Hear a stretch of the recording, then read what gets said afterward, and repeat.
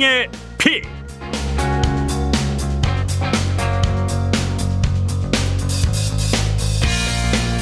총선 시즌 정치권만 바쁘게 돌아가는 게 아닙니다. 언론계에도 현안이 쏟아지고 있는데요. 변상욱 대기자와 짚어보겠습니다. 어서 오십시오. 네, 안녕하십니까. 어쩜 이렇게 매주 살펴봐야 될 현안이 매주 나올까요? 그 대한민국이죠. 네. 다이내믹하니까. 네, 언론계 현안이 많습니다만 YTN 소식부터 일단 살펴봐야 될 것 같아요. YTN이 이번 금요일이죠. 그러니까 29일. 주주총회를 새로 엽니다. 이게 근데 의미가 있는 총회인 게 민영화 승인 이후에 첫 그렇죠. 주주총회예요. 예, 최대 주주로 새롭게 등장한 유진 ENT가 소집을 하는 거죠. 여기에서 이사회가 재편됩니다. 예. 이사회가 재편되는데 김백 전 YTN 상무를 새로운 사내 이사로 유진 ENT가 이제 추천을 했습니다. 예. 그러면 이사진에 들어오죠. 이사진 중에서 대표이사를 뽑습니다. 네. 그 대표이사가 바로 이제 사장이죠. 네. 그럼 사장이 바뀐다는 얘기고 그 사장이 바뀌고 또 부사장이 새로 또 임명되고 또 본부장들이 이제 그 이후 인사에서 어떻게 되느냐 여기에 대해서 방송계에서는 이제 초미의 관심사로 지금 보고 있는 거죠. 예. 뭐 일단 금요일은 뭐 사장만 새로 뽑히겠습니다만은 그 이후의 변화들을 이제 짐작할 수 있는데 문제는 사장으로 뽑히게 될 인물 네. 유진 ENT가 지목하고 있는 인물이 과거 YTN에서 공정방송의 훼손과 노조 탄압의 책임이 있다라고 비판을 받았던 인물이기 때문에 그래서 노조가 반발을 하고 있는 거죠. 예, 그러면 이거는 언론 장악을 이제 직접 정부가 나서는 게 아니라 유진 ENT를 통해서 외주화 주는 거냐 이런 비난이 이제 일고 있는 거죠. 네. 네. 지금 뭐 노조에서는 YTN이 어느 해보다 잔인한 봄을 맞고 있다. 예. 언론 노조 YTN 지부장이 이런 말을 했고 과거 보수 정권 시절보다 더하다는 말도 나오는데 이 이유도 좀 짚어주신다면요. 예. 그러니까 결국은 뭐 YTN이 잔인한 봄을 맞고 있다 아니다라고 하는 것은 양쪽의 입장을 다 들어봐야 될 문제니까 오늘 여기서는 얘기할 수가 없습니다. 예. 그러면 방송심의위원회 또 걸립니다. 왜 양쪽 의견을 안 듣고 한쪽에 잔인한 봄이라는 얘기만 했냐. 예. 그러니까 그건 제가 알 수 없고. 코트를 따서 전했습니다. 네. 네. 다만 문제는 한국언론정보학회가 침묵의 봄 YTN을 말하다라고 21일 날 학술 토론회를 가졌습니다. 거기에서 나온 얘기를 제가 간추려 드리면 과거에는 방식이 언론사에 개입하는 겁니다. 기관원들이 들어가서 이거는 내쇼, 이거는 내면 안 되고 이거는 내면 좋겠고 뭐 이런 식으로 얘기를 한다거나 네. 아니면 사장, 상무 또는 국장을 불러다가 야단을 친다거나 이건 이제 언론에 개입하는 방식. 그 다음에는 언론의 어떤 그 주식을 사들이거나 공기업에다가 넘겨줘 가지고 또는 어떤 기관 밑으로 들어가게 해 가지고 이건 흡수 방식이라고 하는 거죠. 네. 개입 방식, 흡수 방식. YTN은 민영화를 통한 외주화 방식이 이제 적용이 되는 겁니다. 그래서 과연 이게 어떻게 진행될 거냐 하는 건데 학술 대회에서 나왔던 의견은 윤석열 정권의 언론 통제의 특징이 있어요. 네. 첫째, 신속, 무지하게 빠르다. 아무튼 이렇게 빨리 진행되냐라고 하는 것. 그다음에 명확해, 명확성. 누구를 아니 어느 방송사를 어떤 방식으로 통제할 건지에 대해서 계획이 분명하고 그 계획은 이러면 부담 갈 수도 있습니다. 이러면 좀 위험합니다. 위법성이 있습니다. 이런 거 가리잖아요. 네. 바로 그냥 직진에 들어가는 총체적 동원. 방송통신위원회가 이 유진 ENT에 대해서 사실 글쎄요. 제가 판단하기에는 허가를 내줄 수 없는 정도의 수준이고 나름대로 어떤 점수로 보면 그런 정도의 점수가 나오는 것이 맞는 것 같은데 전혀 그렇지 않습니다. 그러니까 정부와 이제 정부가 기획재정부를 통해서 YTN의 주식을 바깥에다 시장에다 던져놓죠. 예. 그러면 살 수 없는 정도 수준 점수를 받을 수밖에 없는 그런 기업이 우리가 살게요 하고 덤벼드는데 이러면 방송통신위원회가 허락을 안 내줘야 되는데 오케이 이렇게 막 진행이 되는데 이걸 총체성이라고 그러는 거죠. 다들 덤벼들어서 도와준다라고 하는 것. 그다음에 이제 완전히 무력화시키는데 어떻게 무력화시킬 거냐. 이 부분은 이제 지켜봐야 되고 그래서 4대 특징을 갖고 있는데 이제 3개의 특징이 드러났고 정말 무력화시키는가 안 네. 시키는가 이건 이제 지켜봐야겠죠. 네. 그러면 YTN에서 앞으로 우려하는 상황이 저희가 예상하는 대로 전개될 가능성이 있을 수도 있고 없을 수도 있고 봐야 되는 걸까요? 아니, 심의를 생각하면서 답변하려니까 되게 힘드네. 그래서 미국의 언론단체 중에서 리포트 포 아메리카라고 하는 곳이 있습니다. 네. 지역의 방송들이 너무 어렵고 무너져서 또는 회사를 문 닫고 이러니까 지역의 언론들이 살아날 수 있도록 기자를 직접 뽑아서 공급해 주는 역할입니다. 네. 기자들의 임금을 대신 어느 정도 지불해 준다든가 지원해 준다든가. 근데 미국의 언론사들은 망하면 되게 헤지펀드가 사갑니다. 예. 그래서 리포터 포 아메리카가 워싱턴 포스트하고 인터뷰를 하면서 이런 말을 합니다. 수익 지향적인 금융기관, 우리로 치면 영리 기업들이죠. 네. 이런 곳은 뉴스 비즈니스를 지속하는 방법에 대한 해답이 아니라고 판단을 한다. 더 이상은 안 되겠다. 그래서 헤지펀드 등의 습격으로 미국은 직원 해고, 지역 보도의 상실이라는 결과가 벌어지는 걸 우리는 목격했다. 네. 우리가 지지하는 모델이 아니기 때문에 이제 그런 언론사에 대해서는 지지를 안 하고 지원도 안 하겠다. 해보니까 역시 돈 많은 기업이 또는 돈 굴리는 곳이 언론사를 인수하면 문제가 있다는 거죠. 언론이 아니더라.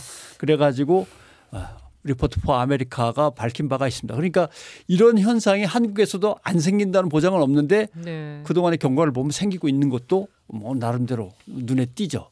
그러니까 지역 언론들 또는 뭐 작은 언론사들 방송사까지 포함해서 한 40여 개 가까이가 건설 자본이라든가 이런 곳으로 넘어가 있는 상황인데 그렇습니다. 자, 이건 우리는 그럼 어떡할 거냐 이런 고민을 해야 되는데 그 고민을 해야 되는 방송통신위원회가 까짓 거 가져가셔.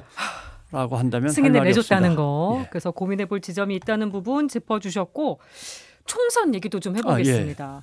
총선을 앞두고 우리 사회 이념 전쟁이 더 치열해진 것 같아요. 진보 보수의 대립이 더 극렬해지고 있는 상황 어떻게 바라보고 계십니까? 이것을 이데올로기냐 정당이냐 이렇게 보고 또 정당을 지지하는 예를 들면 뭐 팬덤 현상이냐 아니면 뭐 극렬 당원이냐 뭐 여러 가지 얘기가 있습니다만은 멀리서 지켜보기에는 이 싸움은 하나의 정치 종교화되어 있는 종교적인 예를 들면 기독교와 이슬람의 대결 같은 이런 구도로 가고 있는 게 제일 걱정이고 그런데 왜 우리는 이럴까요? 대한민국 우리 한민족은 이상한 거 아닙니까? 라고 하는데 한민족이 이상한 거는 아닙니다. 뭐 어느 나라나 다 겪었던 일이긴 한데 특히 우리가 지금 겪고 있는 건 잘 돼서 그렇다는 측면도 있습니다. 잘 돼서. 네. 왜냐하면 반공을 국시로 한 어떤 보수적인 이념의 근대화 또는 산업화를 이루는 정권 성공했습니다. 사실은. 예. 산업화 근대화를 이뤄서 여기까지 뛰어오지 않았습니까? 예. 세계 선진국 대열에 들어섰으니까 산업화 근대화가 성공했어요. 근데 그 과정에서 나름대로 인권이 무시되거나 국민의 기본권이 무시되는 일이 있었는데 이걸 바로잡아야 한다라고 하는 민주화 세력. 이 세력도 성공했어요. 87년 시민혁명을 통해서 민주화를 이뤄냈지 않습니까? 여기까지 왔습니다. 그러니까 대통령도 우리 손으로 못 뽑았는데 대통령 직선제도 따냈고 결국 산업화 근대화라고 하는 보수 진영의 성공, 민주화라고 하는 진보 진영의 성공이 다 성공을 했어요. 각 세력이 다 명분을 갖고서 지금 얘기를 하고 있는 거죠. 우리가 다 성공시키지 않았냐. 우리도 성공시켰다라고 하는 두 세력의 다툼이 그러니까 오래 가면서도 길어지고 또 치열해지는 거죠. 이제 거의 한 뭐 7분 능선, 8분 능선은 넘고 있는 거라고 보고 이번 총선을 계기로 해서 이게 어떻게 방향을 틀까. 이게 우리의 관심사죠. 근데 중요한 것은 좋은 정치가 이 싸움을 더 이상 너무 치열해서 피를 흘리지 않는 또는 국가 미래 발전에 방해가 되지 않는 그런 선거로 끝내고 정치로 끝내려면 국민들께서 잘 뽑아 주셔야 됩니다. 그렇죠. 첫째, 우리 지역에 돈 많이 갖고 와서 다리 놔주는 이게 국회의원은 아닙니다. 그거는 지역 의원들과 지방자치단체장이 주로 하는 거고 지역을 대표하는 국회의원은 국가의 미래를 어떻게 결정지을까에 참여하는 국가 운영 주체로서 선수를 내보내는 거거든요. 그러니까 거기에 걸맞는 사람들도 좀 살펴봐 주셔야지 많이 돈 뜯어올게요. 이러는 것 갖고는 안 됩니다. 네. 그다음에 그 사람이 어떤 궤적을 밟아왔는지는 좀 잘 봐주십시오. 예, 뭐 성씨가 우리랑 같아. 우리 마을 출신이야.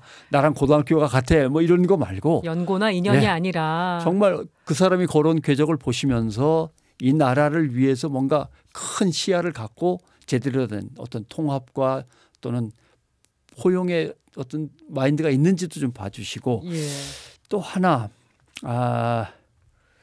이번 사실 선거는 상당히 좀 실패 국면에 접어들어 있는데 우리에게 중요한 건 지금 글로벌 가치 사슬의 문제라든가 IT 전쟁, 그다음에 디지털 대변혁, 뉴 노멀 인공지능 이런 거거든요. 현안이 너무 많죠. 예, 이거와 관련돼서 우리가 안고 있는 수많은 의제들이 막 공론회장에 나와서 충분한 후보들 간의 정당들 간의 토론이 벌어지고 국민이 그걸 다 인식하고 바라본 다음에 그러면 누가 제일 적임자야 이렇게 뽑아야 되는데 이 과정이 없습니다.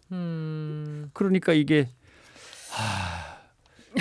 이제부터 뭐 좋은 사람을 뽑는다 하더라도 이 기회에 국민들이 국가의 미래와 정부와 국회와 국민이 할 일을 충분히 함께 인식하고 합의점을 찾아나가는 과정이 선거여야 되는데 그 역할은 지금 선거가 못하고 있는 거죠. 그러니까 유권자들이 판단을 잘하고 해야 되는 부분도 있지만 사실 이 부분에서 언론이 해야 될 역할도 있잖아요. 오늘 그거 지적해 주려고 얘기하신 거잖아요.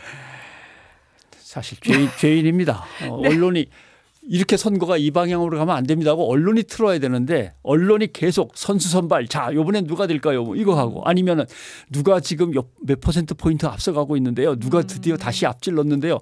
그러니까 이걸 경마식 보도라고 하죠. 경마 중계식 보도만 계속하고 있어서 언론이 아무 조사도 못했고 특히 여론조사만 계속 쏟아지고 있는 거 그거 계속 중계방송하는 것이 지금으로서는 선거 보도기 때문에 언론이 이 구실을 하려면은 있으나 마나다라고 생각하는 거죠. 판세 관련 기사가 쏟아졌어요. 다 판세 관련이죠. 기사가 거의 다 일면을 차지했습니다. 근데 이게 여론조사를 인용할 때 예를 들면 오차 범위 내에서 앞섰다, 뒤쳐졌다 이렇게 따지지 말라.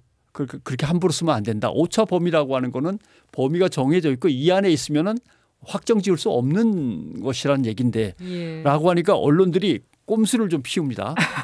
누가 앞섰다 이러면 선거 심의에 걸리니까 누가 오차 범위 안에서 앞섰다. 그런 표현 종종 보게 돼요. 많이 보게 되죠. 그러나 그 말도 틀린 겁니다. 오차 범위 내에 있으면 앞섰다 뒤쳐졌다가 나오면 안 되는 겁니다. 그런 의미가 없는 거다. 예. 오차 범위 안에서 경합 중이다. 오차 범위 내에 두 후보가 또는 세 후보가 머물러 있다. 이렇게 표현해야 되는데 오차 범위 내에서 역전, 앞서 이런 것들이 자꾸 나와서 선거기사 심의위원회에서 계속 지적이 나오고 있습니다. 언론들이 이런 식의 경마보도 섣부르게 하는 것은 자제돼야 한다라고 생각을 하는 거죠. 심의 제재 내역 중에 요 관련 위반이 40% 정도나 그렇죠. 한 되네요. 40% 비중이 가까이 꽤 되는 돼요. 것 같죠. 예. 선거기사 심의라고 하는 거는 신문 잡지를 말하는 거고 방송 쪽에서는 또 다른 선거방송심의위원회가 있는데 일단 신문 잡지 정기간행물 기사를 보면은 한 40% 정도 계속 위반되는 것들이 나오고 있습니다. 그래서 오차 범위 안에서 뭐 앞서거니 뒤서거니 이런 보도는 맞지 않다는 거 유권자분들도 좀 주의해서 보실 필요가 있을 것 같고 잘못 썼군 이렇게 생각하셔야 됩니다. 그래서 진보 진영에 또 특히 한마디 해주고 싶다고 얘기를 해주셨는데 왜냐하면 다 보수 진영에 해당되는 말 같아. 뭐 이렇게 생각하시면 또 선거방송 심의에 걸립니다. 그래서 진보 진영에게도 한마디 한다면 예를 들면 누구는 안 돼가 선거의 목표는 안 됩니다. 어떤 정당을 만드는데 정당의 최고 목표가 뭡니까? 그러니까 누구를 안 되게 하는 게 정당의 목표입니다. 이것도 사실은 그렇게 온건한 건 아닙니다. 온전한 건 아닙니다. 물론 누구에 대해서 비판할 게 너무 많고 잘못하고 있다. 우린 이것부터 제일 강하게 지적을 하고 일단 나가겠다고 하면 인정을 하고 그러나 그것만은 아니죠. 그것만은 아니기 때문에 그 다음에 우리는 이 글로벌 시대에 우리 정당은 빈부격차 해소를 위해서 평화를 위해서 또는 민족 문제를 위해서 아니면 한반도 긴장의 완화를 위해서 이런 것들을 차곡차곡 이런 사람들을 불러다가 구성을 하겠습니다.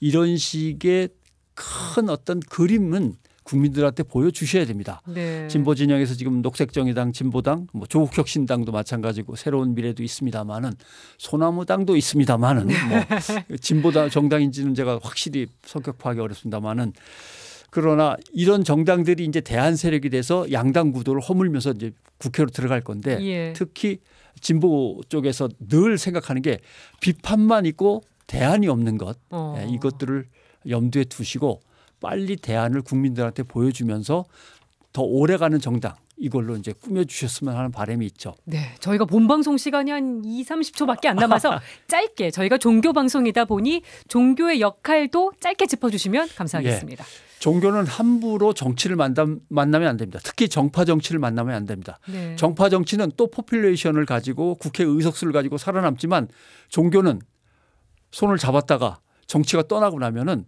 국민들로부터 손가락질만 받습니다. 예, 정파적이었다고. 그래서 조금은 더 진지하고 신중하게 정파를 만나 주십사 부탁드립니다. 네, 알겠습니다. 변상욱 대기자와 인터뷰 여기까지 하겠습니다. 저희 뉴스 공감도 여기서 같이 인사드리겠습니다. 고맙습니다. 고맙습니다.